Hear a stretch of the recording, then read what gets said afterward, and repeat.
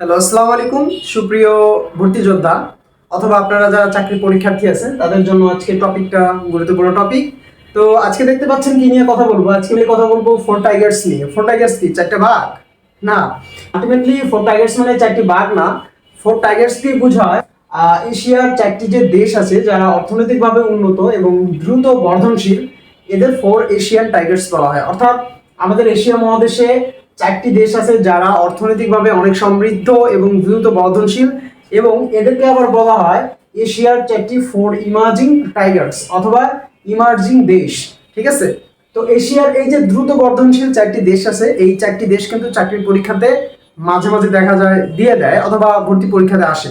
So ultimately যদি আমরা এই চারটি দেশ একটু টেকনিক্যালি মাথায় রাখতে পারি তাহলে কিন্তু আমরা এক নাম্বার এখান থেকে ক্যারি করতে পারি। সো আমরা কিভাবে মনে রাখতে পারি? আমরা কৌশল দিয়ে মনে রাখতে পারি। সেই কৌশলটা হলো সীতাদহ। তো সীতাদহ দিয়ে আমরা এশিয়ার এই চারটি ফোর টাইগার্সকে আমরা মনে রাখতে পারি। তো ফোর টাইগার্স এর মধ্যে সিঙ্গাপুর, তাইওয়ান, হংকং এবং দক্ষিণ কোরিয়া, এই যে চারটি এশিয়ার উন্নত দ্রুত বর্ধনশীল দেশ, এদেরকে আমরা মনে রাখতে পারি সীতাদহ দিয়ে। তো সি দিয়ে আমরা মনে রাখতে পারি সিঙ্গাপুর, তা দিয়ে মনে রাখতে পারি হচ্ছে তাইওয়ান, এবং দ দিয়ে মনে রাখতে পারি দক্ষিণ কোরিয়া, এবং হ দিয়ে মনে রাখতে পারি হংকং।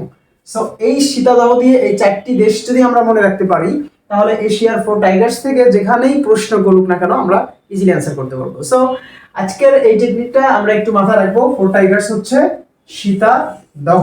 ঠিক আছে, মনে থাকবে? কি দহ? সীতাদহ, তাই না? Thank you.